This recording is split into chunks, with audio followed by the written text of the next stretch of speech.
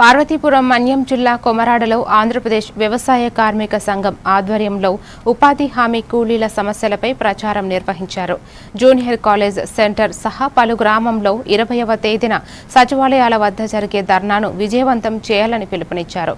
సంఘం జిల్లా కోశాధికారి కొల్లి సాంబమూర్తి మాట్లాడుతూ ఎండల సమయంలో పని విధానం, ఫేసప్ హాజరు సమస్యలు, పెండింగ్ వేతనాలు, త్రాగునీరు, నీట వంటి సౌకర్యాల లోపంపై తీవ్ర ఆవేదన వ్యక్తం చేశారు.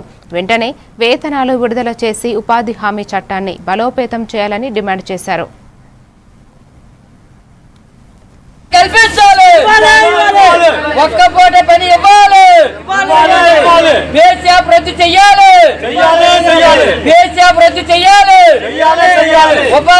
పార్వతీపురం మన్యం జిల్లా కొమరాడ మండల కేంద్రంలో ఈరోజు ఆంధ్రప్రదేశ్ వ్యవసాయ కార్మిక సంఘం ఆధ్వర్యాన ఈరోజు మే 20వ తేదీన సచివాలయంలో జరుగుతున్న ధర్నాను జయప్రదం చేయాలని కోరుతూ ఇక్కడ ప్రసారం చేయడం జరిగింది.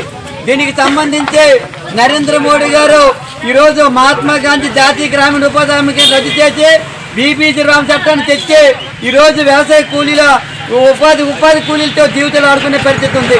ఈరోజు 120 రోజులు పని కల్పిస్తామన్నారు, పని లేకుండా చేసే పరిస్థితి ఉంది. ఈరోజు ఉపాధి హామీ కూలీలకి 2 పూట్ల పని కల్పించడంతో పాటు మండు టెంట్లు వెళ్ళటం వల్ల, పేసీఆర్ పెట్టడం వల్ల ఉపాధి హామీ కూలీలు పనులు చేయలేక చాలా ఇబ్బంది పడే పరిస్థితి ఉంది. మొగుడికి పేసీఆర్ అయితే పెళ్ళానికి లేదు, పెళ్ళానికి అయితే మొగుడికి లేదు, వీళ్ళిద్దరు కూడా పనికి వెళ్లకుండా ఉండే పరిస్థితి ఉంది. ఇలాంటి సందర్భంలో ఉపాధి హామీ కూలీలకి ఈ పథకాన్ని దూరం చేసే విధంగా బడా పెట్టుబడిదారులకి, కార్పొరేట్లకి ఈ అనుకూలంగా ఉండే ఈ పథకాన్ని తేవడం చాలా అన్యాయం తెలియజేస్తున్నాం. కాబట్టి ఉపాధి హామీ పథకాన్ని పాత పద్ధతిలో కొనసాగించాలి.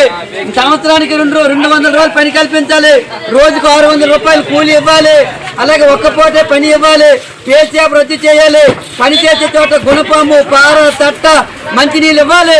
ఆ విధంగా అన్ని విధాలుగా ఉపాధి హామీ కూలీలు ఆదుకోవాలని చెప్పి కోరుతున్నాం. అలాగే రాష్ట్ర ప్రభుత్వానికి 60% మంది రద్దు కూడా లేకుండా కేంద్ర ప్రభుత్వమే మొత్తం డబ్బులను ఇవ్వాలని చెప్పి సందర్భంగా తెలియజేస్తున్నాం. ఈ విధంగా ఉపాధి హామీ కూలీలకు అన్ని విధాలుగా ఆదుకోవాలని చెప్పి కోరుతూ ఈ నెల 20వ తేదీన సచివాలయం జరుగుతున్న ధర్నాలో ప్రతి ఒక్కరు పాల్గొని జయప్రదం చేయాలని చెప్పి సందర్భంగా